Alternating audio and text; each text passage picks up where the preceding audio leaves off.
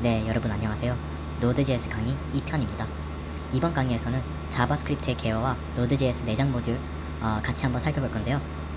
수업을 시작하기 전에 제가 말씀드리고 싶은 게 제가 저번 강의 때 내장 마이크를 쓰느라 아마 여러분들이 팍팍거리는 소리를 좀 많이 들으셨을 거예요. 이번 강의에서부터는 제가 제대로 된 컨덴서 마이크를 하나 준비해가지고 거기다가 이제 팝 필터도 씌워놨으니까 여러분들이 감상하기에 조금 더 편하실 거라고 믿습니다. 네, 저번 강의에서는 우리가 Node.js란 언어가 뭐 하는 언어인지 간단한 소개와 그리고 백엔드의 구조가 어떻게 되어 있는지 애니메이션을 통해서 같이 한번 살펴봤죠.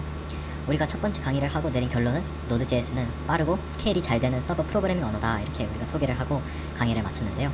이번 강의에서부터는 본격적으로 자바스크립트 문법과 이제 Node.js 코딩을 한번 차근차근 알아가 보도록 하겠습니다.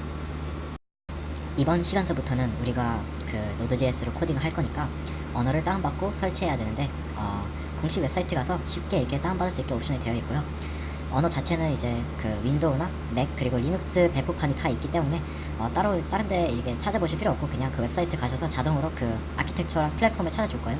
그래서 거기는 다운로드 버튼을 누르면 되는데 우리는 그 현재 이제 8.1.1 버전을 다운받아서 설치하면 되고, 여기 옆에 보이는 LTS 버전은 이제 뭐 그 큰 회사들이 이제 큰 스케일로 이제 서버를 만들다 보면 그 서버 뒤에 돌아가는 언어를 이렇게 쉽게 바꿀 수 있는 일이 아니잖아요. 그래서 이제 그런 큰 스케일 서버 사용자들을 위해서 좀 예전에 있는 버전을 오랫동안 지원해주는 LTS 버전이 이제 존재하는데, 우리는 이제 배우는 용도니까 제일 최신 버전을 이제 다운받아서 이제 사용하면 되고요. 여기 그 다운로드 페이지에 가셔서 Previous Releases라는 페이지에 들어가시면 이 이전에 있던 모든 배포 버전들이 다 여기 나열되어 있어요. Node.js가 참 신기한 언어인 게 버전이 참 많이 업데이트돼요. 그래서 이제 저는 Node.js를 언제 처음 배웠냐면 0.12.4 이때 이제 Node.js를 처음 배우기 시작했어요. 이게 불과 2년 전인데 버전이 무려 8개나 더 생겨났다는 게 이 언어를 만든 사람들이 참 대단한 것 같아요. 이렇게 업데이트를 자주 해주는 게.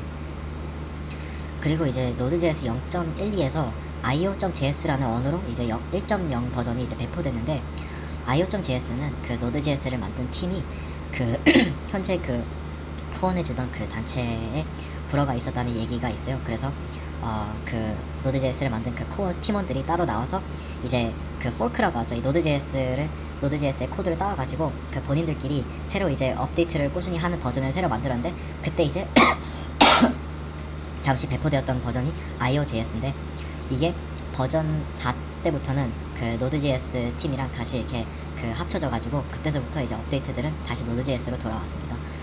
다시 홈으로 가서 이제 이 버전을 다운받고 설치를 하면, 저도 8.1.1을 처음이니까 저도 같이 설치를 해볼게요. 이제 그 커스터마이즈를 들어가 보면 Node.js 그 번들 패키지에서 Node.js 그 언어 실행기뿐만 아니라 이제 npm이란 걸 같이 설치해 주는데, npm이 뭐 하는 프로그램이냐면 그 Node.js용 그 패키지 매니저입니다. 리눅스 쓰시는 분들은 그 apt 패키지 매니저 자주 사용하시잖아요.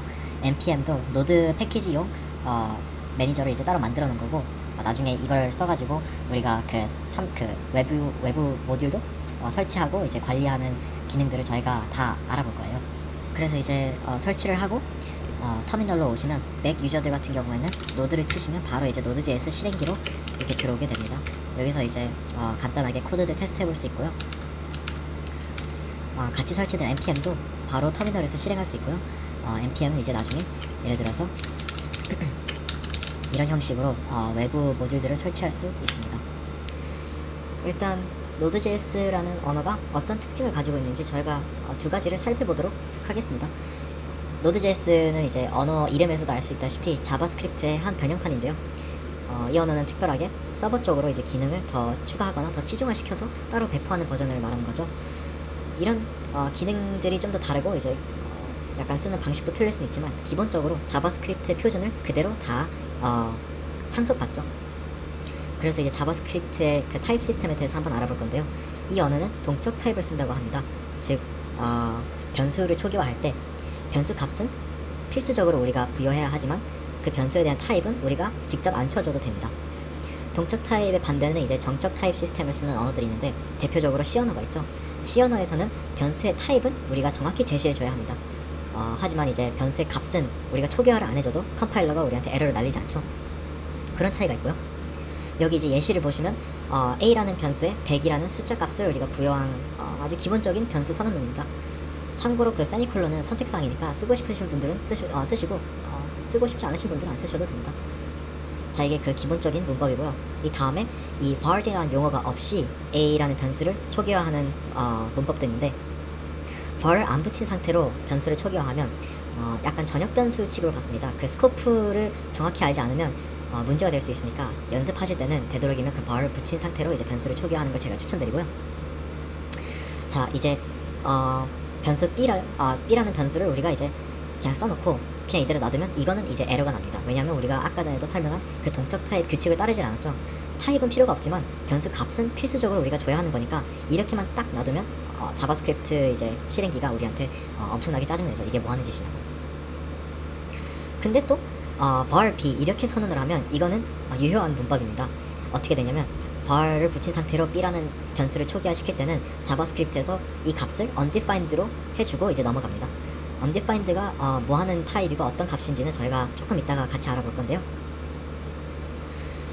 이제 이 동적 타입 말고도 하나 더 알아야 되는 거는 이제 자바스크립트에서 쓰이는 약 타입, 즉 값의 타입을 바꿀 수 있습니다. 여기 이제 예시가 또 있는데요. a라는 변수를 우리가 스트링 a, b, c, d, e, f로 초기화해 놓고 바로 다음 줄에 a를 이제 3이라는 숫자로 이제 바꿨죠. 타입이 바뀌는데 자바스크립트에서는 이게 가능합니다. 유효하고요. 그리고 이제 다음 줄에 우리가 b라는 변수를 4로 해놓고 이제 a를 a 플러스 b로 하면 a가 이제 우리가 제일 처음 줄에 했던 그 a, b, c, d, e, f라는 스트링이라고 가정하면 a는 a, b, c, d, e, f 4라는 스트링이 되죠. 그래서 즉 숫자 변수들이 이제 스트링이랑 덧셈 연산을 들어가면 스트링이 돼서 이제 스트링 연장이 되는 거죠. 자, 그러면 이제 자바스크립트 기본을 몇 가지 빨리 짚고 넘어갈 건데요.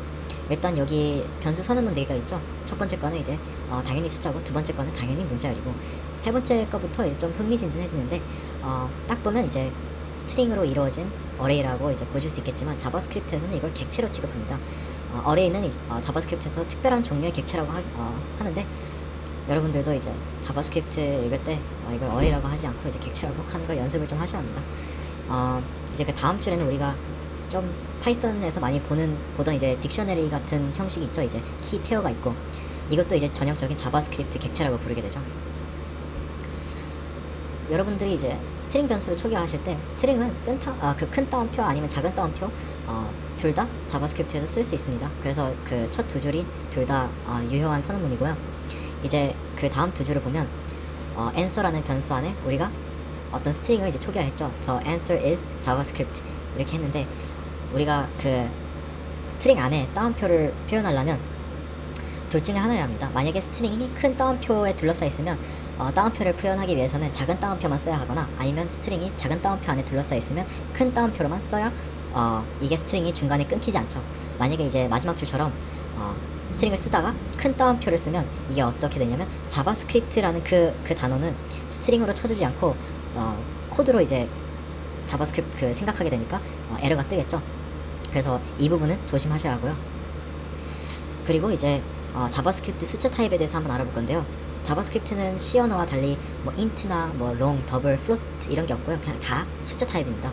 그래서 이제 여기 보이는 이제 코드 4줄이 다 숫자 타입이다 이렇게 말하는데, 첫 번째 거는 이제 소수점이 없는 숫자 타입, 두 번째는 소수점이 있는 숫자 타입, 세 번째는 그 양수 지수를 가진 숫자 타입이고, 이제 네 번째 거는 이제 음수 지수를 가진 숫자 타입이라고 우리가 말하는데요. 여기서 이제 알아야 되실 거는 자바스크립트 모든 숫자는 64비트 배정밀도 부동 소수점 숫자를 쓴다는 겁니다. 그 영어로는 이제 64bit double precision floating point라고 하는데요. 이걸로 이제 표현할 수 있는 숫자는 꽤 이제 높으니까 타입이 하나밖에 없어도 너무 걱정하지 마시고요. 저희가 이제 자바스크립트 어레이에 대해서 조금 더 살펴보도록 하겠습니다. 여기 이제 나와 있는 예시처럼 자바스크립트에서는 어레이 안에 들어가는 것들이 타입이 같을 필요가 없죠. 그래서 뭐 처음 거는 이제 스트링일 수도 있고, 두 번째는 이제 숫자, 뭐 여기서는 이제 세 번째 멤버는 아예 그냥 비교 연산자까지 이제 붙여놨네요. 이게 다 가능하고요. 어레이 안에 멤버를 이제 접근하고 싶을 때는 우리가 C 언어에서 했던 거와 같이 어레이 변수와 그리고 대괄호 중간에 이제 접근하고 싶은 멤버의 그 인덱스를 붙여주시면 이제 됩니다. 우리가 아까 전에 어레이도 자바스크립트에서는 객체라고 했잖아요. 그게 정말 객체처럼 이제 작동합니다. 어레이도 이제 메소드가 있고 속성들이 있으니까 어레이에 예를 들어서 길이를 알고 싶으면 다 랭스를 하면 이제 길이를 알 수 있죠. 이제 또 다른 객체가 있는데 이거는 이제 우리가 아까 봤던 것처럼 키페어처럼 딕셔너리처럼 돼가지고 여기서는 이제 우리가 원하는 값을 이제 접근하고 싶으면 두 가지가 있는데 첫 번째는 그 객체 변수를 이제 대괄호를 붙여서 거기 안에 우리가 접근하고 싶은 그 값의 키를 이제 스트링으로 넣어줄 수가 있고요. 아니면 만약에 그 키가 스트링이면 그냥 점 하고 이제 그 키의 스트링 값을 붙여주시면 됩니다. 그 객체의 키는 스트링도 되고 숫자도 되거든요. 근데 이제 숫자는 그 우리가 그 초록색으로 하이라이트된 문법을 통해서만 접근할 수 있고요. 만약에 키가 숫자인데 그 파란 하이라이트처럼 점을 붙여서 하려다가는 이제 에러가 나니까 그거 하나 조심해 주셔야 합니다. 자바스크립트는 또 그 type of라는 함수가 존재하는데 이거는 그냥 어떤 값을 받아서 그 값의 이제 타입을 리턴하는 함수입니다. 그래서 여기 보시면 type of 저하는 스트링이니까 문자의 스트링이다 이렇게 나타내고요. 3.14도 결국에는 숫자니까 숫자라고 리턴하고 이제 1, 2, 3 같은 어레이나 아니면 name equal 전 같은 이제 객체는 다 객체라고 리턴이 됩니다. 자, 우리가 아까 undefined라는 값이 뭔지 이제 여러분들도 궁금하시잖아요. 그래서 그걸 한번 볼 건데요. undefined는 값을 가지지 않는 변수의 값을 얘기합니다. 그래서 이제 여기 예시에 나와 있는 것처럼 블랍라는 변수를 값을 주지 않고 초기화하면 이때는 그 블랍의 값이 undefined가 되죠. 하지만 undefined는 신기한 게 타입도 undefined입니다. 그래서 이제 밑에 보시는 것처럼 블랍의 값과 이제 블랍의 타입을 둘 다 이제 출력하면 둘 다 undefined라고 나오게 되고 이거를 직접 우리가 칠 수 있는 방법은 그 블랍이라는 어떤 변수를 초기화할 때 그냥 undefined라는 값을 주면 똑같은 결과를 이제 불러일으키게 됩니다. 근데 undefined 말고도 이제 자바스크립트에서도 널이 존재하는데 우리가 흔히 아는 널 맞습니다. 근데 자바스크립트에서 널은 객체 타입입니다. 그래서 만약에 블랍이란 변수를 널로 초기화시키면 우리가 나중에 type of null을 출력하면 object라고 나오게 되는데 이게 처음에는 좀 많이 헷갈리실 겁니다. 그래서 제가 여기에 예제들을 조금 더 붙여놨어요. 여기 일단 보기 전에 그 equal 2개랑 equal 3개가 있잖아요. equal 2개짜리는 우리가 자바스크립트에서는 type converting equal comparison이라 하는데 이게 무슨 말이냐면 equal 2개로 값을 2개 비교할 때 타입을 변환시키고 비교했을 때 얘네가 같은 값을 암시하면 true가 되고 그것도 안 되면 false인데 equal 3개로 비교할 때는 값도 같아야 되고 그리고 타입도 같아야 됩니다. 그래서 저희가 이제 한번 보시면 null과 undefined는 equal 3개로 비교하면 당연히 거짓이죠. 왜냐하면 undefined는 타입이 undefined고 null은 타입이 object니까. 근데 이제 null과 undefined를 타입 변환식 비교 연산을 하면 이제 true가 나오고요. 이제 또 0과 그 비교 연산자 false를 비교할 때 만약에 equal 2개짜리로 하면 true고 equal 3개짜리로 하면 false가 나오죠. 왜냐하면 자바스크립트에서는 0이 그 false 값이 아닙니다. C처럼 이제 0이 false고 그건 아니고 자바스크립트에서는 이제 비교 연산자가 따로 존재하니까 0은 그 약간 거짓 같은 값을 나타내게 되는 거죠. 그래서 이제 둘이 약하게 비교했을 때는 true지만 이제 강하게 비교했을 때는 어쨌든 이제 서로 이제 타입이 틀리니까 이제 같지 않다고 나오겠죠. 숫자와 그 숫자를 이제 표현하는 스트링을 약하게 비교할 때도 true가 나오고 이걸 이제 강하게 비교해야만 이제 둘이 타입이 다르니까 false가 나오는 거고요. 이제 마지막 예제가 이제 제일 헷갈릴 수 있는데 그 0을 표현한 스트링과 false라는 비교 연산자를 약하게 비교했을 때도 true가 나옵니다. 이거를 false가 나오게 하려면 이제 그 트리플 이퀄로 이제 비교를 해야만 이게 거짓이 나는데 이게 처음에 굉장히 헷갈릴 수 있습니다. 왜냐하면 우리가 이제 원치 않던 비교 결과들이 나올 수 있고 하니까 이거는 이제 충분히 연습을 해 두시고요. 저희가 넘어가기 전에 데모들을 몇 번 저희가 직접 코딩을 한번 해 보겠습니다. 네, 이제 첫 번째 데모로 여러분들이 노드.js에서 아시면 좋을 예제들을 몇 개 살펴보도록 하겠습니다. 일단 우리가 슬라이드에서는 그 타입 시스템이랑 그 몇 가지 그 예제를 봤으니까 이번 데모에서는 좀 신기한 걸 해볼게요. 제가 일단 함수 2개를 만들 건데 하나는 함수 안에 변수가 var 없이 초기화되어 있고요. 번째 함수는 우리가 var 영어를 줘서 변수를 초기화해 보도록 하겠습니다. 이 함수를 여기서 부르고, 그리고 이 함수도 여기서 부른 후에 저희가 뭐랄까 하냐면 그 함수 안에 있는 그 변수를 우리가 접근할 수 있는지 출력을 한번 해보도록 하겠습니다.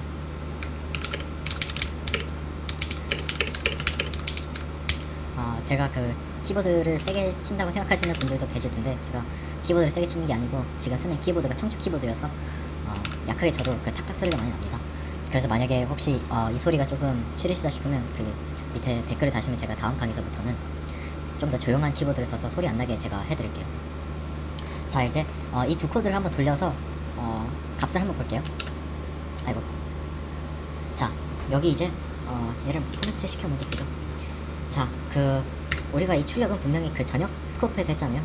근데 이 무라는 변수는 분명히 함수 스코프 안에 있는데도 불구하고 우리가 이제 여기서 무의 값을 출력할 때 값이 실제로 출력이 되죠. 그리고 그 var 영어를 붙인 상태로 변수를 이제 초기화시킨 걸 여기 전역 범위에서 이제 출력을 하려 하면 이렇게 에러가 길게 뜨잖아요. 이게 그 var 영어를 붙이고 안 붙이고의 차이입니다. var 영어를 안 붙인 상태에서는 함수 스코프 안에서 변수를 초기화시켜도 이게 나중에 그 전역 그 변수처럼 취급을 할 수 있는 건데, 이런 이유로 제가 그 Node.js 연습을 하실 때는 그 var 영어를 꼭 붙이는 걸 제가 추천드리고요. 이래야 나중에 그 좀 머리 아픈 버그들을 피할 수 있으니까 이렇게 하시고, 이 코드는 이제 살짝 지워주고 조금 더 재밌는 걸 해볼게요. 제가 2라는 숫자를 0으로 한번 나눠보고 마이너스 2라는 숫자를 0으로 한번 나눠본 다음에 얘네 결과를 한번 출력해 볼게요.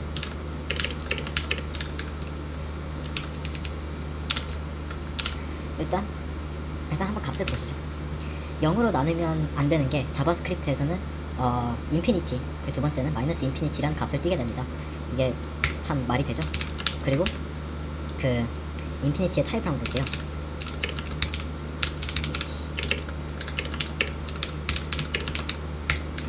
타입을 한번 출력하면 인피니티의 타입은 심지어 숫자 타입이에요. 그래서 0으로 나눌 때 자바스크립트에서는 숫자를 리턴한다, 이렇게 기억해 두시면 되고요. 전혀 좋지 않은 수학 상식이지만 자바스크립트에서는 이렇게 작동한다는 거 여러분이 아셔야 나중에 코딩할 때 좀 덜 번거로울 수가 있어요. 자바스크립트로 물리 쪽, 수학 쪽 코딩을 하시는 분들은 여기서 조심하셔야 되고요. 두 번째 예제로는 100이라는 숫자를 애플이라는 스트링에 대해서 한번 나눠보고, 두 번째는 애플이 아니라 10을 가진 스트링에 대해서 한번 나눠보도록 할게요. 그리고 아까와 똑같이 그 두 개의 값을 출력하는 걸 한번 보고 넘어가도록 하겠습니다. 자, 이제 이 두 개를 출력하면 첫 번째 거는 100이라는 숫자와 애플이라는 스트링은 서로 연산이 불가능하니까 결과는 이제 len, not a number, 여러분이 다른 언어에서도 많이 보셨던 not a number 값을 띄게 되고요. 두 번째에서는 이 10이라는 스트링이 암시하는 그 값이 10이니까 자바스크립트에서는 이거를 실제로 이제 연산을 처리해 줍니다. 그래서 결과가 10이 나오는 거고요. 이게 그 윅타입 쓰는 언어들의 특징이니까 이것도 알아두시면 좋을 것 같습니다.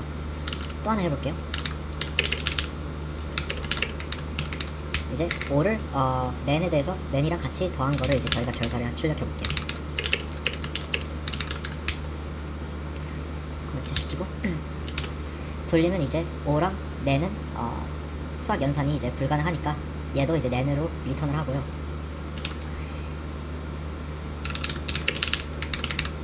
nen의 타입이 이제 궁금하실 수 있는데 타입 of nen도 한번 볼게요.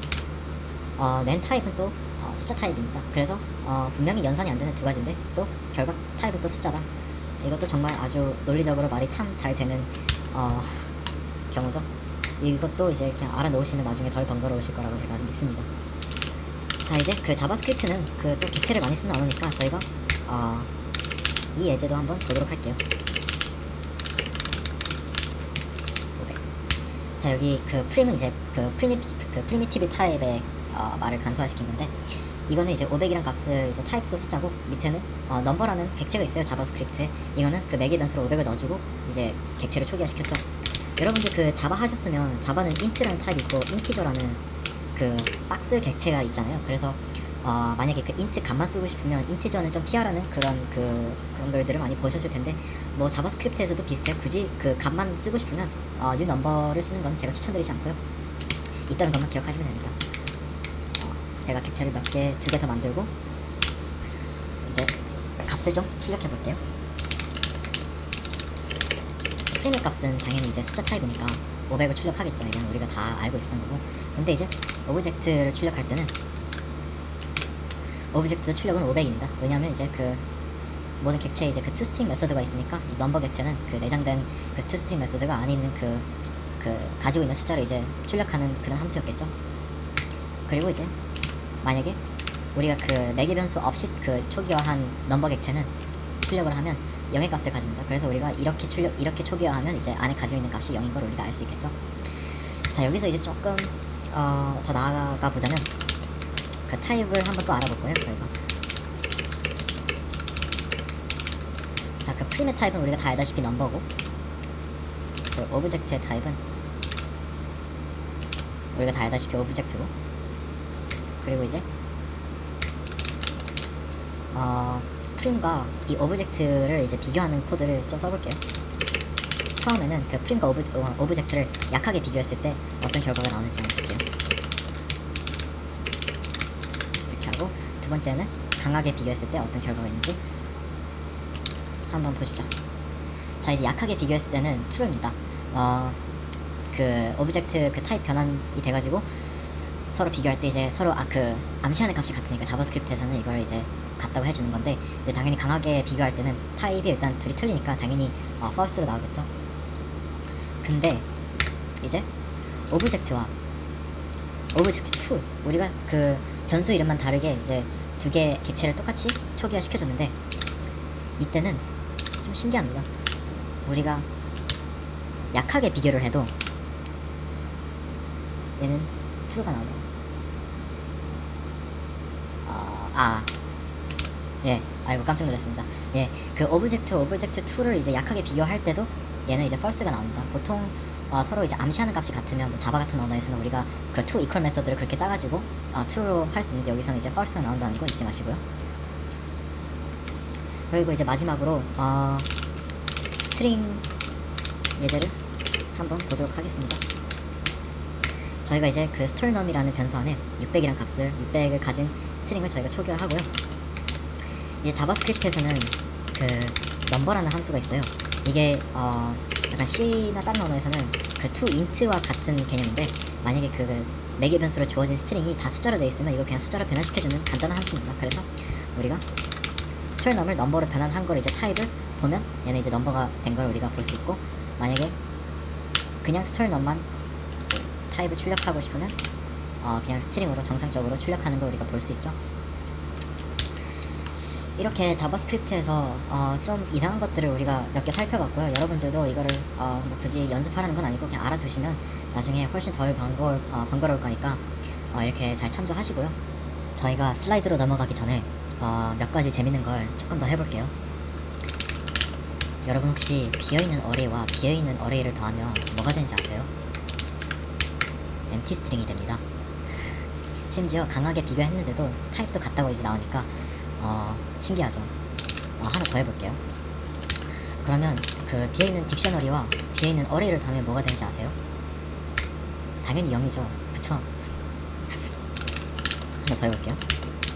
자, 그 비어있는 어레이에다가 앞에 플러스를 문자를 붙여주면 얘는 0입니다. 이런게 수도 없이 많아요, 자바스크립트에서는. 자, 이제 0이 들어간 어레이와 또 0이 들어간 어레이는 우리가 슬라이드에서 봤다시피 타입도 같고 이제 값도 같으니까 강하게 비교했을 때 당연히 true가 나와야 되잖아요. 근데 안 그래요. 지금 우리가 강하게 틀리다는 거 우리가 식을 써서 로그를 출력하니까 이제 true가 나오니까 이것도 참 신기하죠. 자, 그리고 자바스크립트에서는 어레이를 이렇게 직접 만들 수도 있지만 어레이라는 함수를 써서 비어있는 어레이를 그 매개 변수에 들어간 길이만큼, 지금은 이제 길이 3짜리 빈 어레이를 만들어 달라 이렇게 할 수 있는데, 이게 또 기가 막히는데요. 이거는 또 컴마트를 2개 들어간 스트링이랑 같습니다. 자, 하나만 더 해볼게요. 자, 이제 이게 구가 몇 개인지 모르겠지만 큰 숫자죠. 이거는 어떤 숫자랑 같냐면요, 네, 이렇게 또 같습니다. 이게 참 신기하면서도 어느 면으로는 좀 이게 불안해지기도 하잖아요. 막 이런 언어가 왜 이러지? 막 이렇게 생각하실 수도 있고.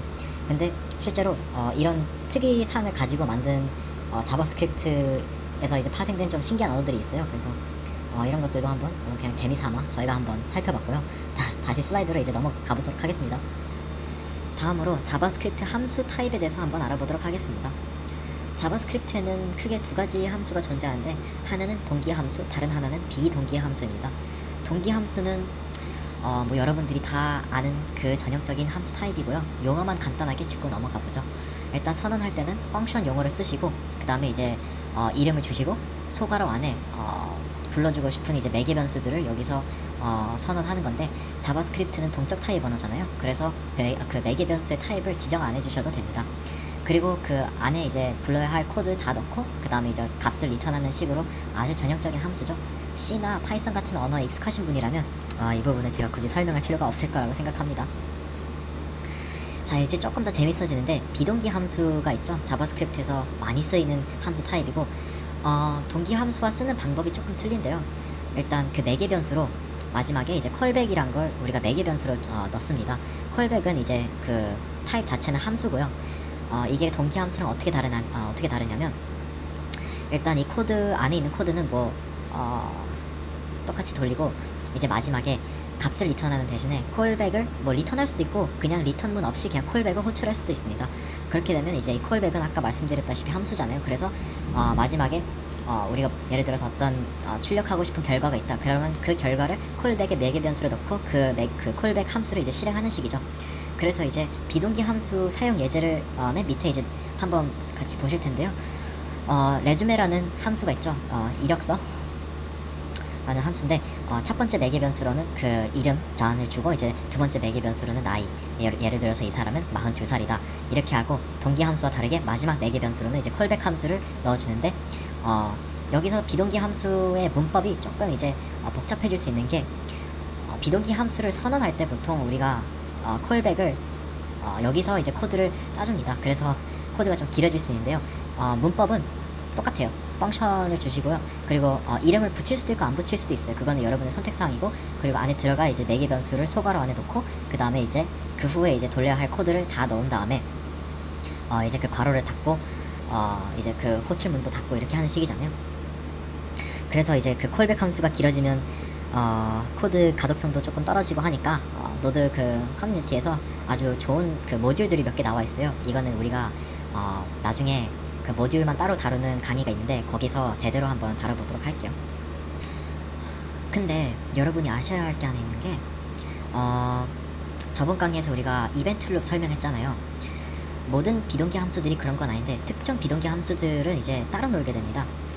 여기 예제가 하나 있는데, 둘이 하는 그 역할은 똑같습니다. 이게 뭐 하냐면, 텍스트 파일을 하나 읽어서 그 내용을 이제 콘솔에 출력하는 건데, 파란색으로 하이라이트 된 함수가 이제 동기 버전이고, 이제 초록색으로 그 함수 이름이 하이라이트 된 게 이제 비동기 버전입니다.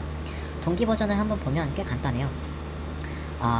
파일 시스템이라는 모듈이 있어요, 노드.js에서. 그래서 거기 안에 있는 메소드 중에 하나가 read file sync인데, 이 메소드는 주어진 그 파일 이름과 선택적으로 이제 인코딩까지 주어지면 이제 그걸 읽어서 여기서는 이제 변수 안에 그 내용을 부여시키겠죠.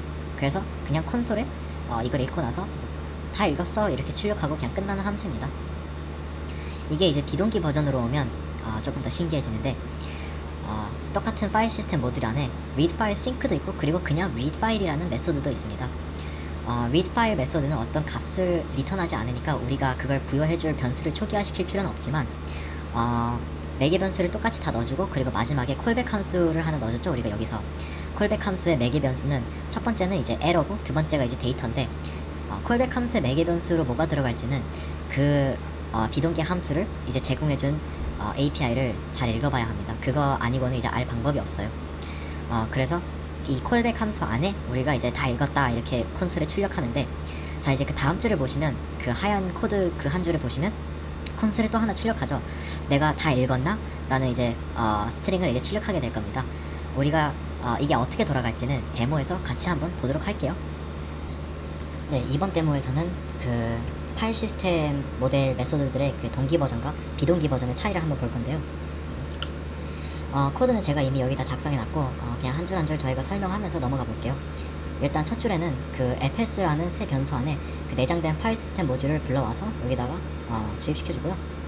그리고 저희가 의미로 파일을 여기서 즉석으로 만드는 코드를 여기 짜봤어요. 그래서 파일 네임이란 변수를 만들어서 저희가 그냥 새로운 이름을 하나 부여해주고요. 여기 보이는 이 언더스코어 덜 네임이라는 이거는 쉽게 말해서 나중에 코드를 실행할 때 여기다가 그 현재 코드가 실행되고 있는 그 디렉토리를 대입시켜주니까 꽤 편리한 방법이에요. 여기다가 그 디렉토리를 다 쓰지 않아도 되니까. 이거는 그냥 아까 보셨다시피 그냥 console.log 치기 귀찮아서 제가 그냥 로그라는 함수를 따라 만든 거고, 이 create file이라는 함수는 아주 간단합니다. 일단 그 파일을 하나 만들고 그 다음에 이 이중 for loop 안에서 그냥 abc라는 스트링을 이제 무한 반복해가지고 큰 스트링을 만든 다음에 그냥 우리가 아까 만든 파일에 이렇게 연장시켜주는 방법으로 그렇게 해서 이제 파일을 크게 하나 만들어 볼 건데요.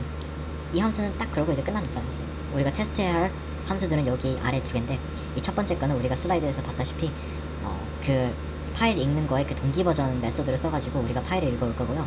그 두 번째는 스타일링이 좀 이렇게, 두 번째는 그 비동기 버전으로 우리가 콜백 함수를 하나 넣어준 다음에 그 다음에 여기 밑에다가 그 로그 함수를 하나 더 넣고 출력을 했을 때 어떻게 나오는지 저희가 빨리 한번 볼게요. 이 텍스트 파일 만드는데 조금 오래 걸리긴 하는데 이것도 금방 끝나죠. 일단 그 동기 버전에서는 별로 볼 게 없어요. 그 동기 버전으로 파일을 읽어왔고 그냥 다 읽어왔다고 메시지를 출력하고 이제 끝나니까.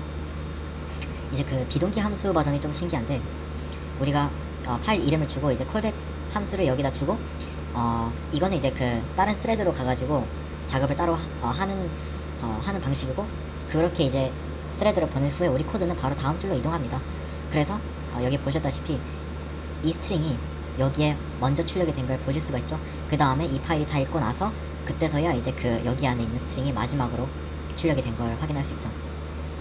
네, 그 슬라이드로 넘어가기 전에 저희가 이왕 데모를 하고 있으니까 아까 했던 것처럼 재밌는 거 몇 가지 더 보여드릴게요. 여러분 그 코딩 배우실 때 괄호를 여기 안에 하든 다음 줄에 하든 코드 실행에는 상관이 없다는 걸 배우셨잖아요. 그래서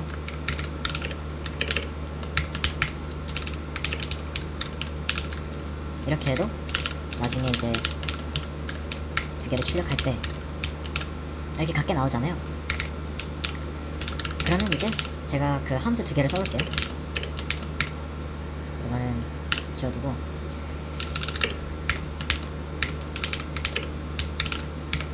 이 함수가 하나 있고 그 다음에 이제 다음 줄에는 이 함수를 제가 이제 만들어 볼게요. 아까와 같아요. 리턴하는 값은 우리가 아까 봤듯이 아까 똑같은 두 개인데, 이제 이 함수 두 개를 돌렸을 때 결과값을 저희가 한번 출력해 볼게요.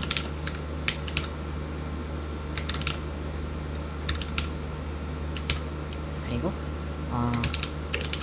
마지막에 타입도 한번 비교해보고,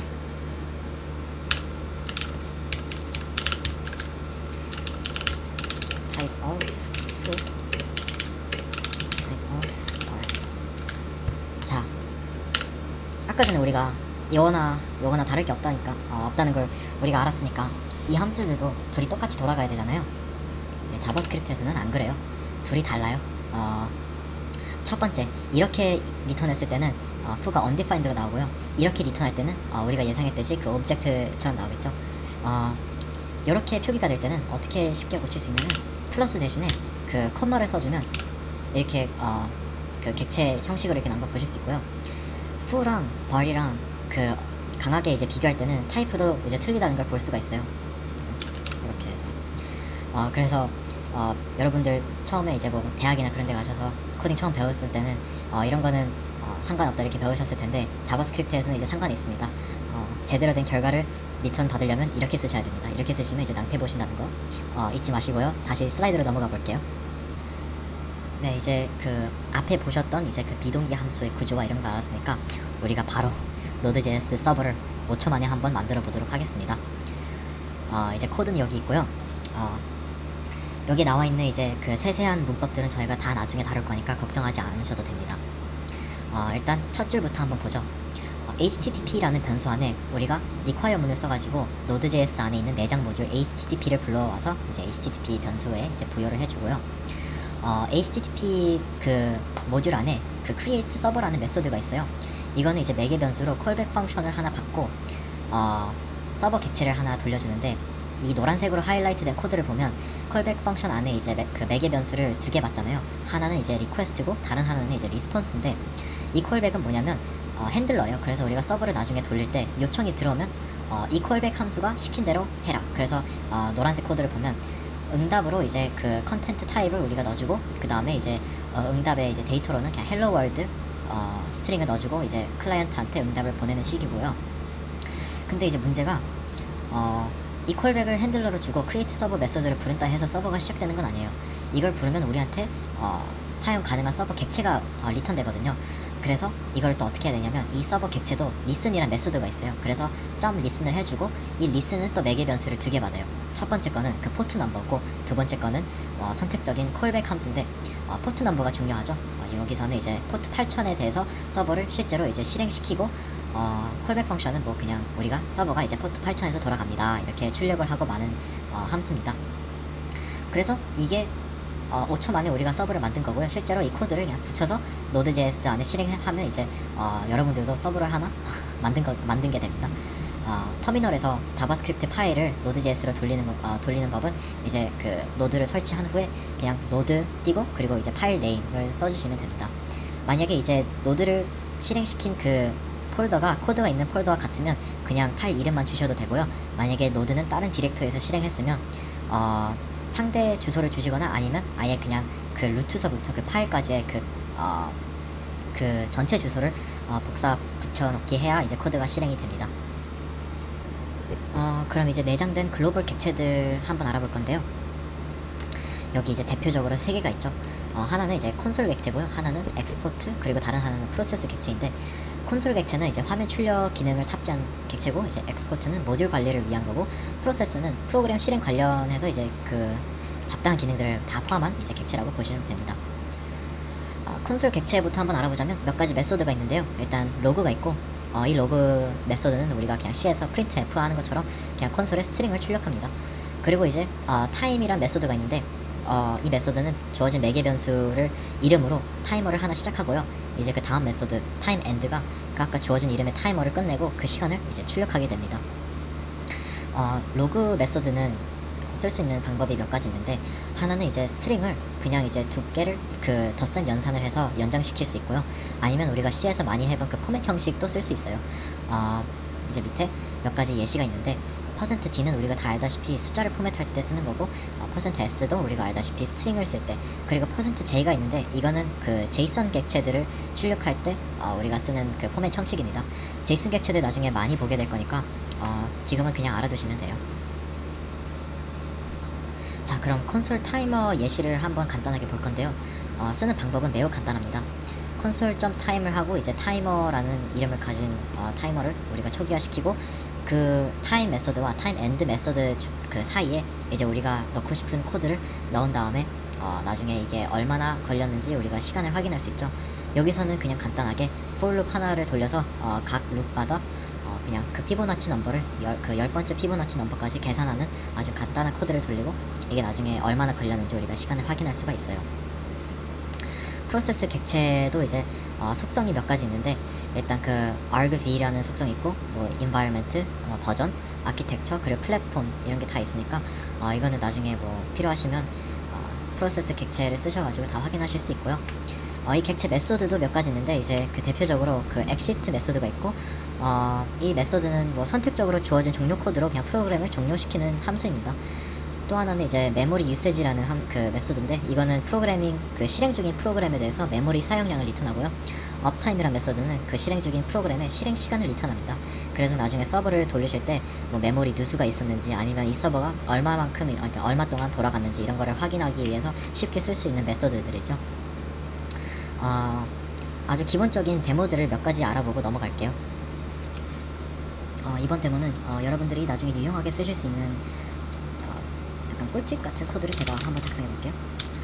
우리 아까 배웠던 그 프로세스 객체에 그 argv라는 속성이 있잖아요. 이게 이제 여기에도 나와 있다시피 스트링 어레이예요. 그래서 자바스크립트는 어레이에 대해서 이제 그 for each라는 메소드를 쓸 수가 있는데, 이게 약간 그냥 어레이에 대해서 각 멤버에 대해서 이제 루프를 돌리는 그런 아주 간단한 메소드예요. 그래서 얘는 뭘 받냐면 콜백 펑션을 하나 우리가 매개 변수를 주고요.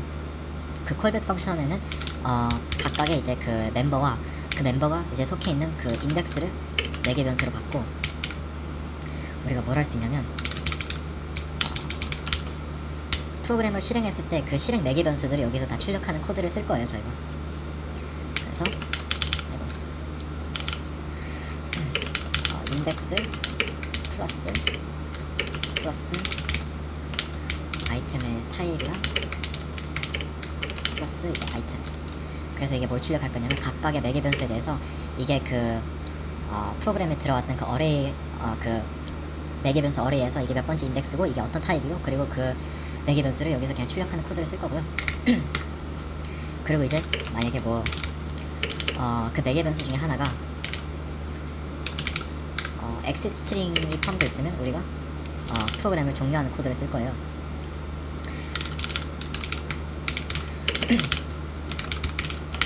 exit time이란 변수 안에는 그 우리가 이 exit 스트링을 쓰고 다음 매개 변수로 받은 그 얼마 있다가 종료할 건지 그 시간을 저희가 받고요, 여기서. 그 다음에 이제 그 자바스크립트에서 쓸 수 있는 여러 함수 중에 하나인 이 set timeout이라는 걸 쓸 거예요. 이 set timeout은 뭐 하는 거냐면 주어진 시간 있다가 여기 안에 있는 코드를 돌려라 이거예요. 간단하죠. 그래서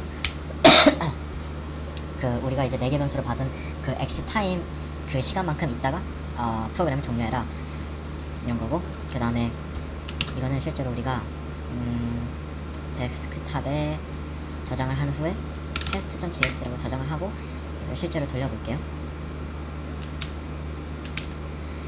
노드 그 다음에 test.js 한 다음에 매개 변수를 뭐 몇 가지 넣어볼게요. 뭐 100 이렇게 넣어보고 abc도 넣어보고, 그 다음에 이제 exit 코드 넣고 이제 다음 매개 변수로 시간을 넣을 건데요. 여기 안에 있는 시간은 밀리세컨드 단위니까 우리가 5000을 한번 넣어볼게요. 아이고 뭘 잘못했는데, i가 아니라 인덱스구나. 네, 코드를 다시 돌려볼게요. 자, 여기 일단 모든 매개 변수들이 이렇게 출력이 되고요. 5초 있다가 이제 프로그램이 종료되는 걸 보실 수 있죠. 나중에 뭐 서버 테스트할 때 어떤 매개 변수들이 있었는지 출력하는 거 이제 보고 싶으시면 이 코드로 간단하게 살펴볼 수 있습니다. 다시 슬라이드로 넘어가 볼게요. 자, 이제 그 모듈에 대해서 알아볼 건데요. 우리가 아까 봤던 그 엑스포트 객체에서 이걸 주로 다룹니다. 여러분들이 나중에 서버를 짜실 때 개인 프로젝트든지 아니면 뭐 회사에서 일해야 된다든지 할 때 그 기능별 모듈화가 정말 중요하니까 이거 한번 같이 살펴보도록 할게요. 새 모듈을 만들 때는 일단 뭐 새 파일을 열고 그 다음에 거기 안에 export라는 용어를 쓴 다음에 거기 안에 이제 속성과 이제 메소드들을 추가하는 식이에요. 그래서 여기 보면 이제 new module.js라는 파일 안에 우리가 파란색으로 이제 하이라이트된 코드를 딱 넘겨주고, 이걸 이제 메인 코드에서 모듈을 불러오려면 우리가 아까 봤던 그 require 문 있잖아요. 그걸로 이제 그 자바스크립트 파일을 불러온 다음에 그 모듈이 이제 탑재된 변수를 약간 객체로 생각하시고 거기 안에 이제 속성들과 메소드들을 문법에 맞게 호출시키면 이제 됩니다. 꽤 간단하죠. 이것도 이제 데모 몇 가지 살펴보고 넘어갈게요. 네, 이번 데모에서는 저희가 파일을 두 개 만들 건데요. 하나는 module.js고 하나는 main.js라는 파일을 만들고, 이 메인 자바스크립트에서 나중에 이 모듈 자바스크립트를 불러오는 코드를 저희가 작성해 볼게요. 아까 슬라이드에서 봤다시피 엑스포트를 붙이고 그 다음에 저희가 원하는 속성들이나 메소드를 추가하는 방식인데요. 이렇게 속성도 추가할 수 있고, 이 모듈은 뭐 기본적인 뭐 수학 연산에 관련된 모듈을 만들어 보도록 하죠. 그래서 첫 번째 메소드는 절대값을 나타내는 함수를 저희가 만들어 보고요.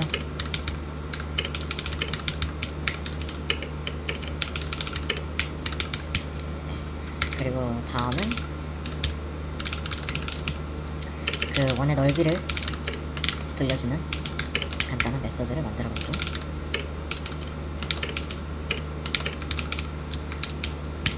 네, 이렇게 해서 대충 짜봤고요. 얘는 이제 저장한 다음에 메인 JS를 가가지고 저희가 이제 아까 만들었던 모듈을 불러와야죠. 그래서 이제 이거를 메스 모듈이라고 저희가 변수를 이름 짓고 그 다음에 이제 내장 모듈과는 달리 저희가 만든 외장 모듈들은 실제로 파일명을 이제 줘야 되니까 저희가 점 슬래시 한 다음에 module.js 이렇게 부르고, 이게 불러왔는지 쉽게 테스트하려면 여기서 실행해 볼 수 있어요. 만약에 에러가 안 떴으면 메스 모듈이 잘 불러온 거고요. 여기서 이제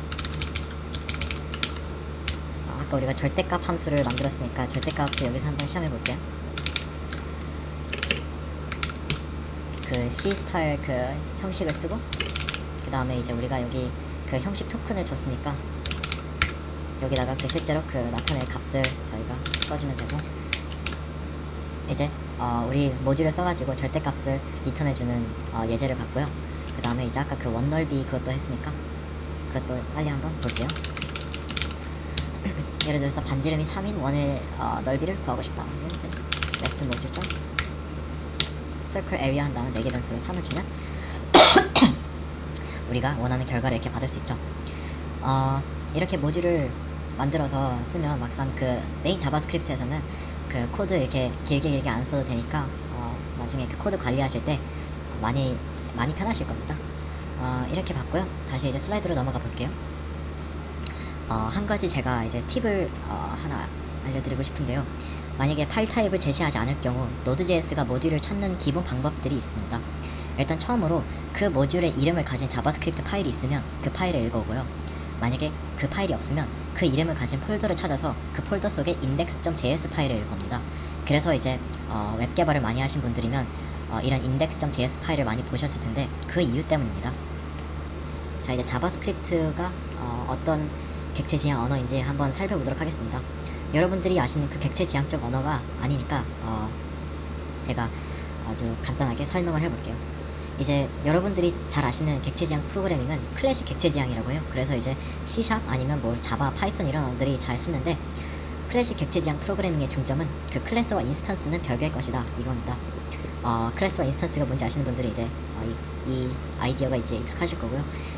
어떤 의미냐면 어떤 객체를 만들기 위한 습성과 그 객체를 만들었을 때 발생한 데이터는 따로 존재한다는 얘기죠. 이제 이런 타입의 객체 지향이 있으면 이제 프로토타입형 객체 지향 프로그래밍이 존재하는데, 자바스크립트는 프로토타입형 객체 지향 언어입니다. 그래서 자바스크립트는 우리가 OOP라고 하잖아요. Object Oriented Programming.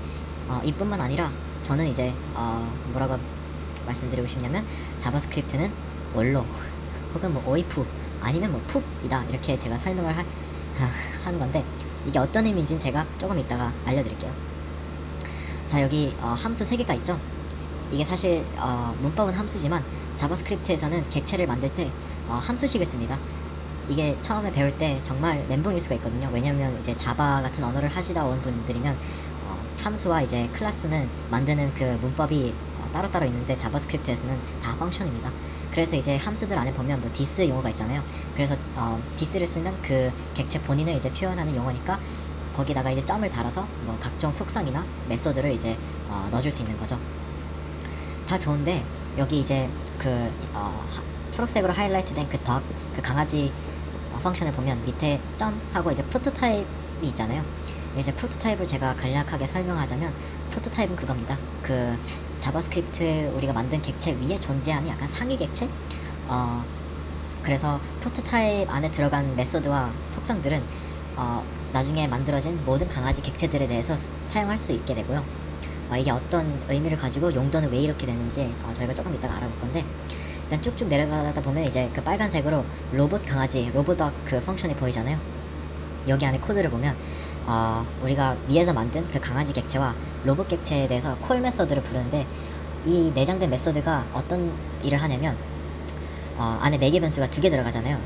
위에 걸 보면 이제 디스가 이제 첫 번째 매개 변수고 두 번째가 이제 어떤 스트링인데, 디스는 로봇 강아지 객체 본인을 표현합니다. 그래서 이게 어떤 걸 하냐면 이 로봇 강아지에 대해서 우리가 아까 만들었던 강아지 객체를 초기화시키는 거예요. 이 객체 안에. 그리고 그 다음 줄에 이제 로봇에 대해서 똑같은 걸 하잖아요. 그래서 이게 뭘 하냐면 이름에서도 알다시피 로봇 강아지는 로봇의 개념도 상속받고 그리고 강아지의 개념도 상속받게 됩니다. 그래서 이렇게 두 개를 부르면 나중에 로보덕에 대해서 뭐 네임 속성도 접근할 수 있고 캔플라이 속성도 접근할 수 있고 그리고 익스플로드 메소드도 우리가 부를 수 있죠. 하지만 그 콜 메서드의 문제점 하나는 그 프로토타입을 상속받지 않아요. 그래서 그 로보덕은 지금 그 뭐 바킹 뭐 짖을 수도 없고요. 아니면 뭐 슛 레이저 빔이라는 메소드를 쓸 수도 없어요. 만약에 프로토타입을 상속받고 싶으면 우리가 따로 일을 해야 되는데 util이라는 내장된 모듈 안에 inherit라는 메소드가 있어요. inherit가 이제 그 첫 번째 매개 변수로 받은 그 객체를 이제 두 번째 매개 변수로 받은 그 객체 프로토타입을 상속받는 거죠. 그래서 그 마지막에서 두 번째 줄을 보면 이제 로봇이 강아지의 프로토타입을 상속받고 이제 로봇 강아지가 그 로봇의 프로토타입을 상속받게 되니까 이제 로봇 강아지도 짖을 수 있고 이제 레이저빔도 쓸 수 있다 이렇게 말하는 거고요. 이게 그렇게 뭐 잘 짜여진 예시는 아니지만 그 프로토타입 상속을 위해서 필요한 거는 이제 딱 두 개죠. 하나는 이제 새로운 객체를 만드는 방법과 두 번째는 이제 기존 객체를 연장시키는 방법. 이 두 가지만 있으면 그 프로토타입 상속을 우리가 쉽게 할 수 있고 또 여기 예제에서 봤다시피 여러 개의 그 객체들을 한꺼번에 우리가 상속받을 수 있으니까 이것 또한 정말 편해요. 지금은 우리가 그 내장된 유틸 모듈을 쓰지만 여러분들이 이제 웹 개발을 하셨으면 jQuery에서는 그 프로토타입 상속을 쉽게 할 수 있고 아니면 이제 커뮤니티에서 그 제3자 모듈로 이거를 따로 다뤄주는 모듈들도 많이 있으니까 나중에 한번 찾아보시면 쉽게 이제 찾을 수 있으실 거예요. 이게 이제 뭐 굳이 제가 다른 언어랑 비교하고 싶지 않지만 뭐 자바에서는 비슷한 걸 이제 구현하려면 여러 가지를 알고 있어야 되는데 그거에 비해서 자바스크립트에서 하는 방법이 이제 좀 쉬우니까 언어 면에서는 이제 좀 편한 거죠. 그리고 제가 아까 이제 그 제목에서 이제 올루랑 오이프랑 푸푸가 도대체 뭘 뜻하는지 이제 궁금해 하셨을 텐데 뭘 뜻하냐면요. 자바스크립트는 객체들이 다른 객체들이랑 링킹한다. 그래서 올루. 그리고 자바스크립트에서는 그 객체들이 다른 객체들로서부터 상속받는다 해서 오이프. 그리고 이제 자바스크립트는 프로토타입형 객체 지향적 언어다 해서 이제 푹 이렇게 제가 약자를 아주 조잡스럽게 한번 만들어봤고요. 어디 가셔서 이 영어들을 쓰시진 마세요. 왜냐면 그렇게 정확한 뜻들은 아니니까. 근데 이제 그냥 이해하기 편하라고 제가 간략하게 지어봤으니까 넘어갈게요 이제. 근데 이제 프로토타입을 이제 왜 쓰는지 궁금해하시는 분들이 계실 거예요. 여기 두 가지 예시를 보고 제가 한번 설명을 해볼게요. 첫 번째 코드는 이제 프로토타입이 없이 만들어진 객체고 이제 두 번째는 프로토타입을 이용해서 만든 객체인데 첫 번째 강아지 객체는 그 barking 메소드 있잖아요. bark. 그거를 이제 그 객체 안에 이제 인스턴스 메소드를 우리가 넣어줬고요. 밑에 코드에서는 그 강아지 그 인스턴스에서는 그 속성, 그 네임 속성만 하나 주고 이제 그 짖는 메소드는 우리가 프로토타입으로 넣은 걸 이제 보실 수 있잖아요. 이제 그 차이는 이거예요. 프로토타입 메소드와 속성은 모든 강아지 객체들에게 적용되는 거고 그래서 메소드를 호출할 때 일단 어떻게 하냐면 그 강아지 객체가 프로토타입에서 그 메소드를 가지고 있는지 확인합니다. 만약에 프로토타입에서 그 메소드를 가지고 있으면 그 프로토타입 메소드를 호출하고요. 만약에 거기서 못 찾을 때 이제 비로소 인스턴스 메소드로 넘어가서 거기서 이제 찾게 됩니다. 또 하나는 이제 퍼포먼스에서 이득을 조금 보게 되는데 인스턴스 메소드로 이제 bark란 메소드를 쓰게 되면 이 메소드는 이제 모든 강아지 객체에 대해서 따로 존재하게 되죠. 메모리도 따로 할당받고 이 메소드에 대해서. 하지만 이제 그 프로토타입의 그 bark 메소드를 쓰면 이 메소드는 이제 메모리에 한 번만 저장되고 이제 다른 이제 강아지 객체들이 이 메소드를 써야 한다 했을 때도 딱 이 프로토타입에서만 찾으면 되니까 이제 퍼포먼스에서 이득을 조금 볼 수 있는 거죠. 그리고 이제 여러분들이 아까 코드에서 제가 이제 설명하지 않았던 부분들이 있는데 도대체 왜 변수 안에 함수 선언문을 넣습니까? 좀 이제 답답해하시는 분들도 계실 텐데 일단 먼저 설명드리자면 이것도 이제 그 유효한 자바스크립트 문법이고 저희가 이제 예제를 통해서 한번 볼게요. 이거를 이제 뭐라고 부르냐면 이제 펑션 리터럴리가 부르는데 제가 이걸 한국어로 뭐라고 설명해야 되는지 구글에 검색해봐도 그냥 다들 펑션 리터럴리라고 하더라고요. 그래서 이건 어떻게 되냐면 이제 첫 번째 코드 예제를 보면 그 something이라는 우리가 함수가 있는데 여기서는 이제 그 변수 안에 함수를 초기화시켜줬죠. something이라는 변수 안에 이제 펑션을 초기화시켜주고 두 번째 이제 보라색으로 하이라이트된 코드는 아예 제대로 된 그 펑션 선언문 안에 이제 함수를 우리가 정의했잖아요. 그래서 지금 이 상태로 두 개의 코드를 돌리면 그 위에 있는 초록색 버전은 에러가 나고 밑에 있는 그 보라색 버전은 잘 돌아갑니다. 그래서 이제 차이가 뭐냐면 펑션 리터럴은 그 변수가 존재하지만 그 돌릴 때 함수 정의가 변수에 부여되지 않아서 에러가 납니다. 근데 이제 그 펑션 문법을 써서 만든 거는 그 함수의 정의가 그 스코프의 꼭대기로 올라가서 그 이거는 그 함수 호출이 함수 선언문 위에 있어도 보라색 방식대로 하면 코드가 정상적으로 작동하는 걸 여러분들이 보실 수 있을 거예요. 이제 다시 그 객체 지향으로 돌아가자면, 제가 프로토타입형 객체 지향 언어라고 설명을 했는데, 제가 이제 또 약간 클래식 객체 지향 언어처럼 약간 막 생성자도 있고 막 그런데, 여러분들이 막 자바스크립트에는 생성자가 왜 있죠? 이렇게 물어보실 수도 있어요. 프로토타입형 객체 지향 써야 하는 거 아니냐고 하는데, 자, 이제 그 생성자는 우리가 뭐 언제 생성자라고 부르냐면, 그 객체를 만들 때 그 new 용어를 쓸 때, new라는 그 용어 자체가 자바 같은 언어에서는 그 클래스를 가지고 이제 새로운 인스턴스를 뽑아내는 그런 의미잖아요. 자바스크립트에서도 new라는 용어를 써서 이 생성자로 새 인스턴스를 만드는 방법이 있고, 이제 또 하나는 뭐가 있냐면, 그냥 그 자바스크립트 안에 있는 오브젝트 객체 create 메소드를 써가지고 그 객체를 이제 만드는 방법이 있어요. 이제 그 new foo를 불렀을 때 일어나는 일들을 잠깐 살펴보면, 일단 새로운 자바스크립트 객체를 만들고, 그리고 이제 그 새로운 객체 그 프로토타입에 그 여기서 이제 foo 객체 프로토타입을 부여해주고, 그리고 이제 우리가 아까 봤던 그 foo.call 메서드를 쓰거나 혹은 동시에 그 오브젝트를 이제 리턴하게 됩니다. 그래서 이제 프로토타입까지 다 상속받는 인스턴스를 뽑아내고 싶다 할 때는 그 new 용어를 쓰면 될 거고, 이제 오브젝트나 create 메소드를 쓰게 되면 조금 달라요. 이거는 일단 시작은 똑같아요. 새로운 자바스크립트 객체를 만들고 foo에서 이제 바로 상속을 받고 오브젝트는 리턴하게 됩니다. 그 프로토타입 상속은 이제 안 받으니까 이게 좀 차이점이고요. new foo와 이제 비슷한 개념이 있다면, 이제 object.create를 한 다음에 foo의 프로토타입을 매개 변수로 이제 넣어주는 방법이 있는데 일치하진 않습니다. 그리고 그냥 개념만 비슷하다는 거고, 실제로 뭐 연관성은 뭐 둘이 거의 없다고 보시면 되죠. 그리고 또한 이제 object.create 메소드를 쓰게 되면 그 생성자 함수를 호출하지 않고 그 객체만 리턴하게 됩니다.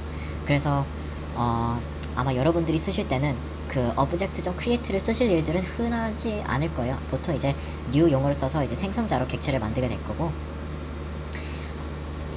그리고 이제 아까도 말씀드렸다시피 이제 프로토타입 객체 지향 언어니까 자바스크립트는 이제 클래스가 없습니다.